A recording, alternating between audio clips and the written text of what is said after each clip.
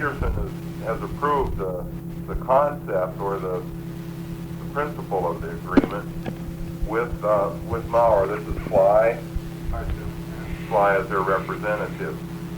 And Dane, they haven't agreed upon the exact procedures, but they have agreed upon the intent. Dane will explain the basic agreement. So I've heard 3 different stories, and each one is slightly different. The last I heard was from Dick Hall, that the gully tracks and the miscellaneous tracks, that we get the coal and oil and gas. Now, I don't know whether that means that Maurer is giving in completely to the entire mineral estate. So far, it just said coal, oil, and gas for gully, and the miscellaneous tracks. Okay. So the only real compromise, I guess, or the only confusion comes in on Shaver's Ford. All right. And supposedly there is a map en route to the Monongahela that Maurer has prepared, which has a line on it, and that line, all coal north of that line is federal, and that is equal 27 million tons. Somewhere in the agreement, somebody came up and said the feds get 27 million tons of Shaver's Ford coal. Maurer's put a line on the map indicating that everything north of that should include 27 million tons. Okay.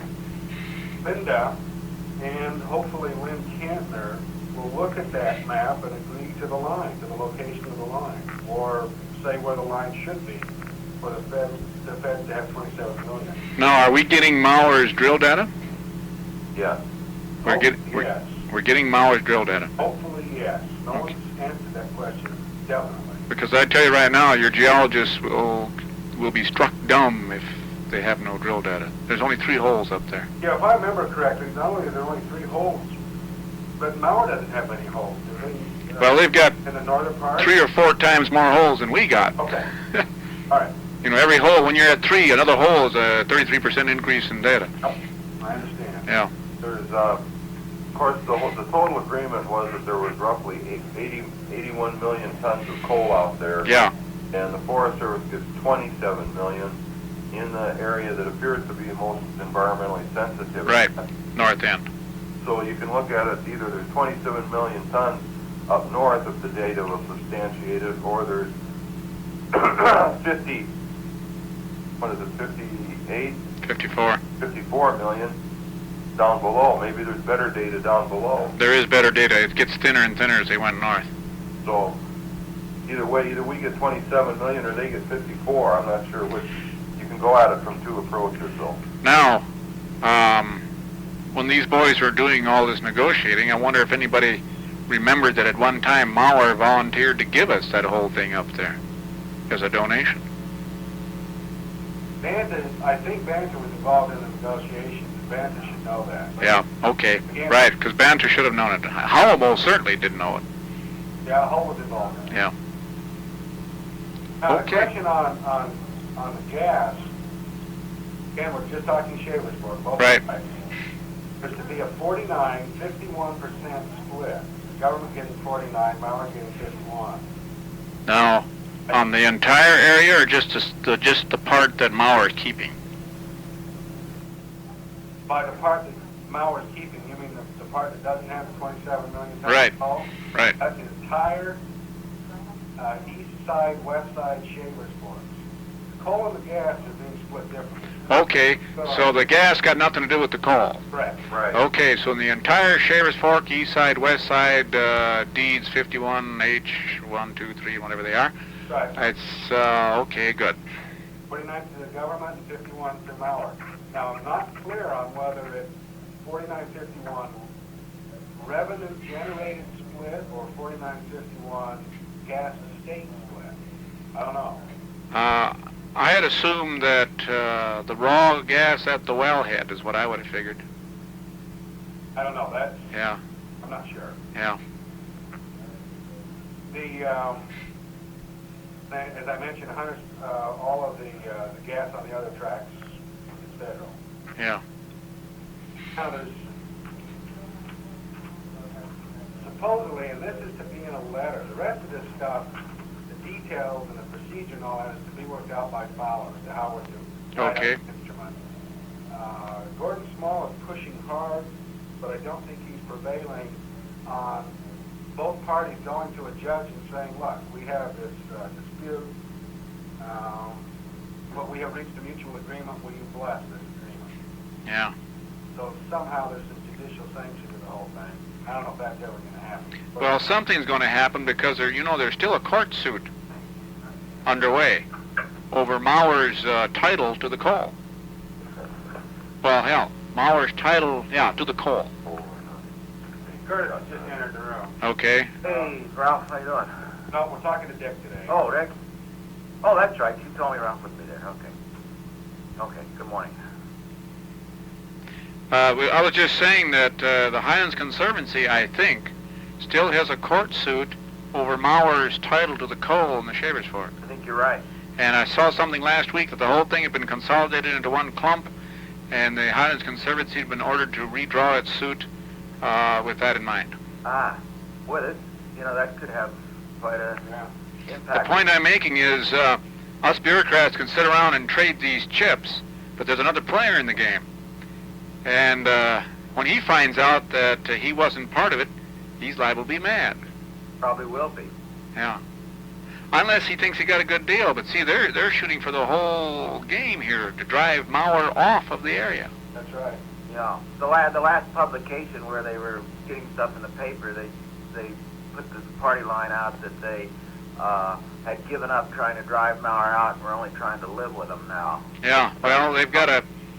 Maybe they have. Maybe the court is one step behind because the order only went out like last week. And maybe Highlands Conservancy will report back saying they've give up. But we're not privy to any of that here. No. Well, I haven't heard anything since then. Okay. Well, the next thing, Dick, that Dean just started on has to do with union and that lease business. Yeah? And the way it's come down here is that under all cases, the federal government would take that lease, take Mauer's lease, Yeah? and the escrow, etc. Yeah?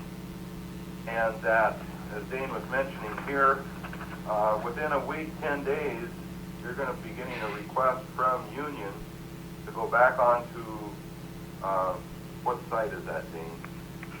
When I was talking to One Dick of Cole, their when sites. we were talking to Dick Cole yesterday, he said Stone Castle. I think he meant Stone Coal. Yeah? Is that where Union was last operating, in the Stone Coal area, or do you know? Hang on a second.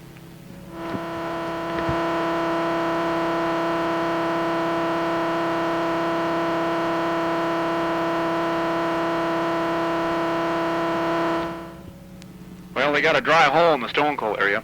I'm not aware of them re-drilling anything there, Okay. but that don't mean they ain't thinking about it. At any rate, Union wants to go back in and start working somewhere, and the rumor is that the chief, someone in the big room is going to sign a letter saying that yes, Union can begin operation. Ah, okay. We don't do anything on that until we see the letter, though. Yeah. Yeah, supposedly Cargill is going to sign that letter, and of course you wouldn't, want, whether Union comes in or not, this week or next week, you wouldn't want to do anything until you have that letter. Right. So that's going to be coming down. Yeah. Okay. Dick, let me back up before I forget. One of the items on the coal is that 54 million or however many tons Mauer is left with. They would be given 50 years to operate. Okay. Be 50-year term, whatever, with no provisions for extension. Holy crap, 50 years added on to the 40 they already had? Mm-hmm. Jeez. That's almost in perpetuity. Yeah. Close enough for our purpose. Right, yeah. I've already talked, Dick, to Ron Abraham over on Wayne Hoosier Yeah. about Lynn Cantner, Okay. and I talked to him on Friday, Yeah. and he said he was notifying Lynn that this was coming up, and that she would need to get together, there. And then I also told Ron that we would talk directly with you, and that, you work out the arrangements there for Lynn. Okay, now, is she financed for these little soirees around the countryside? No. And I think on this one here, the Monongahela should pick it up, or the regional office. We'll have to check and see whether we've got any trouble. Yeah, because we've got our budget figured out, and I hadn't figured on any junkets. But I don't think it's fair to to make the Wayne Hoosier pay. Yeah, well, see, I don't know how Miss Cantler's financed. I was told she was some sort of regional coal expert, so I thought possibly she was financed out of the regional office. Nice try. Nice try, Dick. No. No, well, I saw her job description, and that's what it said. So. He's a regional coal expert. So we're going to try and get some money, but work out the details with her. Howard Banna and had specifically requested her be involved with Linda on it. Okay. So, We'll wait, of course, till the map gets here, because without a map, nobody can do anything anyway. right. And once the map's up, then the purpose is to find out whether that line seems to be reasonable, based on one-third to us and two-thirds to them, Right. in volume of coal. Correct. Volume of coal. Right. You're saying 27 million tons. Yes. Yeah. 27 to go to the U.S.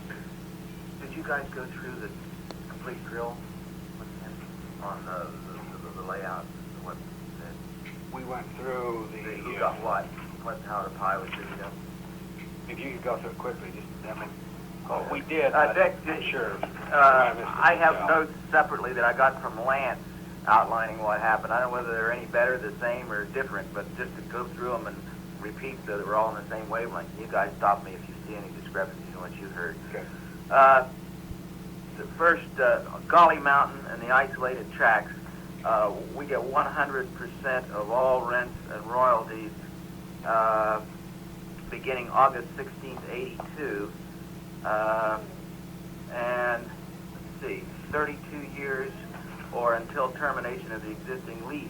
In other words, somehow or other we're going to have to get that existing lease over to us either through a BLM number. Paul was very indeterminate on that yesterday. We finally got him into the corner where he said probably at least to even get the financing out of it, the money you'd have to, on this other split, you'd have to some way get BLM lease number assigned to that. Yeah. But at any rate, 32 years or until the termination of the existing lease, whichever first occurs, after which all remaining interest in the mineral goes to the U.S. Now, previously, we'd worked out the deal where we got it all anyhow, free and clear of all this other stuff. But What's the 32 years? 32 years is the figure that was given me by Lance. I know, but what's the significance August of... 16th, 82. That takes the, we're going to have the other side of the Shavers work are going to be talking 84, 30 years from 84. So they're running back to pick up as of August 15th, Yeah. 82. What happens at the end of 30 years? At the end of 32 years with the Golly Mountain, or at the end of the existing lease, Yeah. whichever first occurs, the U.S. gets all mineral rights in the Golly Mountain and isolated tracts. But until then, we get 100% of the royalties. 100% of rents and royalties. All right. Out of the lease. All right, I didn't know that. All right. Now this That is sounds strange, frankly, but... this is the Lance version. Yeah, right. It's all eyewash, as we all know, because we had it anyhow. Yeah, right. But, I mean, if that makes them feel good, why? Right. Tickles me to death. Okay, then moving out of that into Shavers Fork itself, 49% of the gas and oil, rents and royalties, go to the U.S., 51% to Maurer. Okay. 30 years from the date of the agreement, after which all remaining oil and gas to the U.S. In other words, they hope to begin the clock ticking August 15th, 84. And 30 Okay. years from then, 30 years from then, again, that would seem to be predicated upon the continued existence of the lease, although nobody's made that clear, the existing lease. The existing lease's weight and fate is the thing that bothers me a hell of a lot. Okay, but anyhow, that's the oil and gas with Shavers Fork. Then Okay. the coal and other, wait, did you want to say something? As to coal and other minerals, except oil and gas on Shavers Fork, 100% of all coal and other something, all and whatever else is depicted in blue on the map, or roughly 28% within Shavers Fork, goes to the U.S. of A. Maurer, 100% of all the coal in green for 50 years from the date of the agreement. Okay. And Fowler wanted to concede in the agreement that they were doing this because the coal carried all of the minerals, and I prevailed upon Lance to go back and fight with Fowler some more, and he called me just before I came up here and said that Fowler had agreed to delete the reference why he was doing it. Okay. Very grateful for it. Right. So that's the way I got it tuned into me, and I don't know.